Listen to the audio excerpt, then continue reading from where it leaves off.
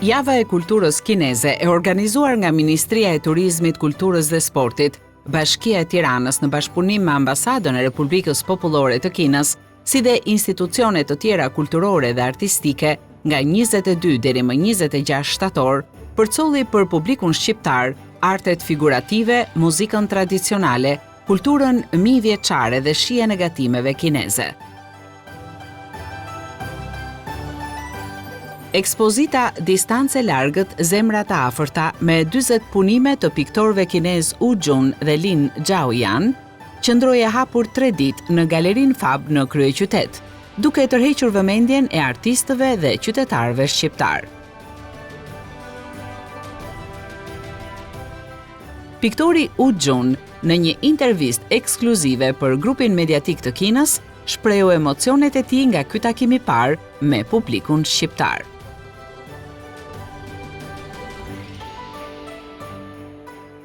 Është kjo hera e parë që ju vizitoni Shqipërinë? 是的，第一次来的。 Kjo është vizita ime e parë në Shqipëri.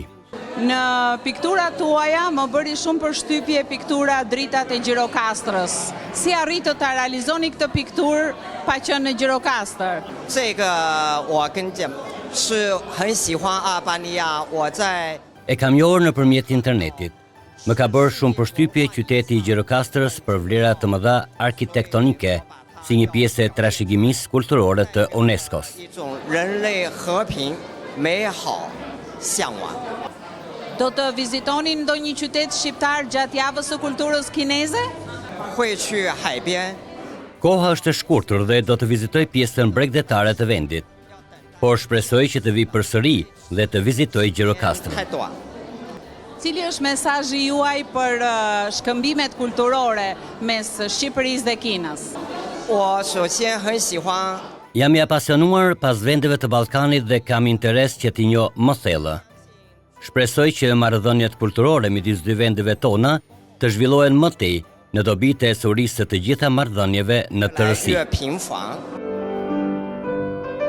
Në Elbasan, Java e kulturës kineze ftoi publikun në koncertin Melodit përgjatë rrugës së Mëndafshit. Skena e teatrit Skampa u gjallërua nga Melodit, një përzgjedhje veprave vokale dhe instrumentale të muzikës tradicionale kineze.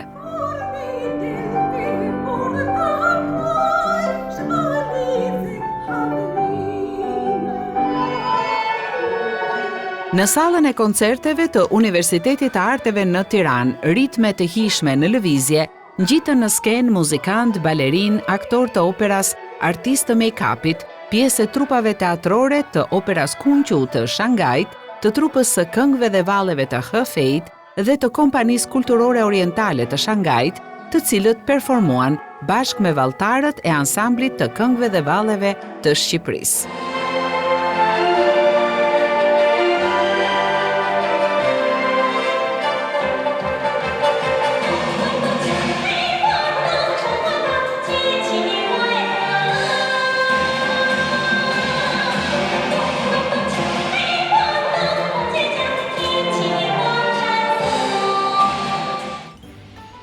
Pedonalja e Tiranës për të 400 vit radhazi në kuadër të javës së kulturës kineze u bë të premten sofra e festës së ushqimit kinez.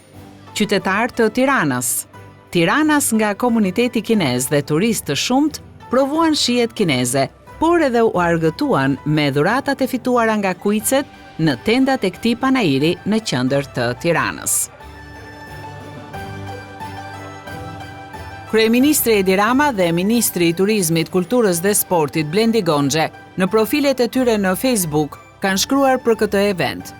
Taste of China, shija e Kinës, solli një udhtim të veçantë gastronomik, shijet autentike dhe aroma tradicionale, duke u bërë një pasqyrë e kulturës mijëvjeçare kineze në javën e kulturës.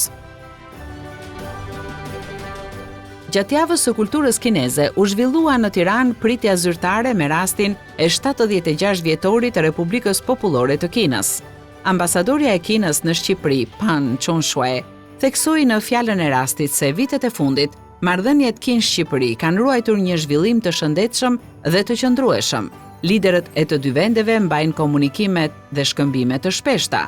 Procedurat për hyrjen e produkteve bujqësore shqiptare në Kinë po përparojnë, ndërsa bashkëpunimi në fushën e energjisë së re, siç janë automjetet elektrike, po shfaq perspektiva të reja.